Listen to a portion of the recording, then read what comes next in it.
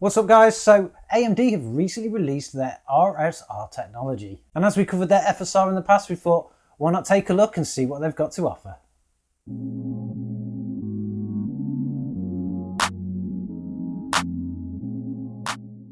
So if you haven't been following the news, AMD have released their RSR technology. Now RSR stands for Radeon Super Resolution. Now it's very similar to their FSR because it uses the same underlying technologies, but with a few differences. Where FSR is actually implemented inside the game, RSR is implemented in the Radeon software itself. Now there's a couple of drawbacks to this because what it means is they've actually limited the amount of cards that it will work on, whereas FSR would work with any kind of Radeon 400 series and above, as well as the APUs, and their competitors from the 10 series NVIDIA all the way up to the 30 series. RSR doesn't actually cover that, or at least it doesn't yet. For RSR, you're going to have to actually use one of the AMD Radeon 5000 series or 6000 series graphics cards. Now that we've got the bad news out of the way, let's take a look at some of the good news. Because this is actually built in at a driver level, it means it will actually work with pretty much any game. Now, here we've got one of our studio's graphics cards. This is an AMD Radeon 5700 XT. It's an extremely powerful card for its age and it competes really well. We're going to be doing another video on this soon, so make sure you subscribe to the channel if you want to be able to watch that. But we've decided to use it in our test bench and give RSR a go. Okay, so we're onto the system now, and the first thing you want to do is make sure your Radeon drivers are up to date. You can do that through your Radeon software, so just hit Alt-R and you'll get the menu up.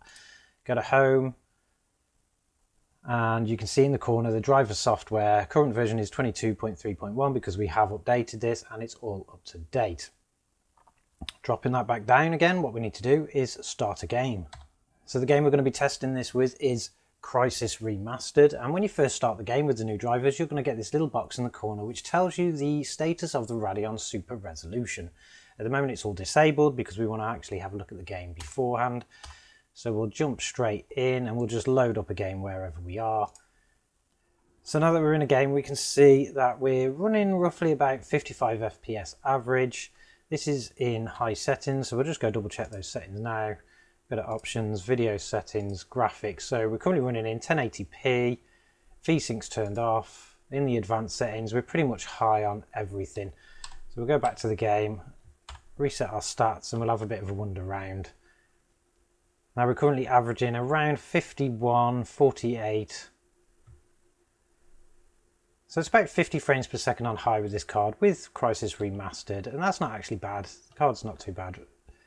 Obviously we're not getting the 60 frames per second that we love in a game like this, so let's take a look at what happens if we enable Radeon Super Resolution. Now to do this we're going to have to actually drop out of the game because you need to start the RSR before the game actually does. So let's quit this game and we'll go and enable RSR.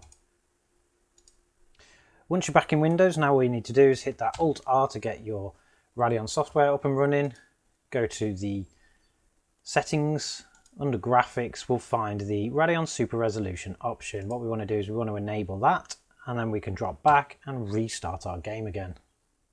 Now as the game's actually reloading back up again, it should show us the status, and it's currently inactive, and we'll go and resolve that in a minute. Once we've got to the menu, what we need to do is go back to our options, go to video settings, graphics, and to change our resolution so that it's lower than the actual native resolution of the monitor. Now our native resolution for this monitor is 1080p, but if we actually Alt-R and go back to the settings for Radeon, we'll see that we actually get a bit of an error message here. So it's a little yellow circle that says it's currently inactive because the in-game resolution, both width and height, needs to be lower than the monitor's native. So we'll drop back out of that and then we'll drop the native resolution down.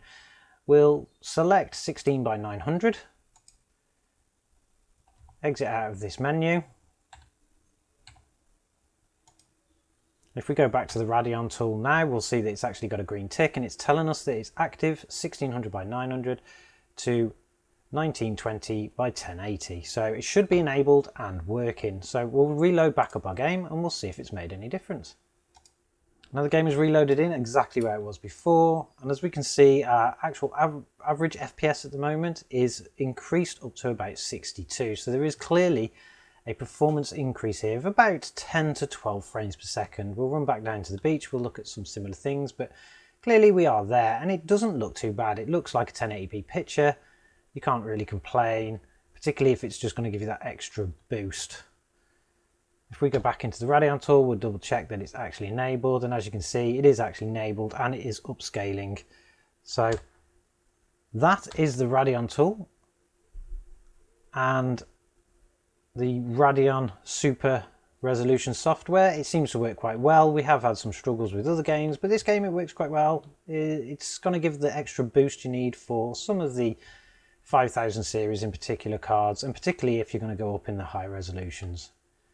But as we can see, it's pretty simple to use and it works pretty well. There is also one thing, that when you're currently in a game, you may not want to actually set this super resolution on the global settings, and that is because if we try to now enable Radeon Chill, which you might be doing for other games, obviously you can see it pulls up an error message. You can only have one enabled at a time.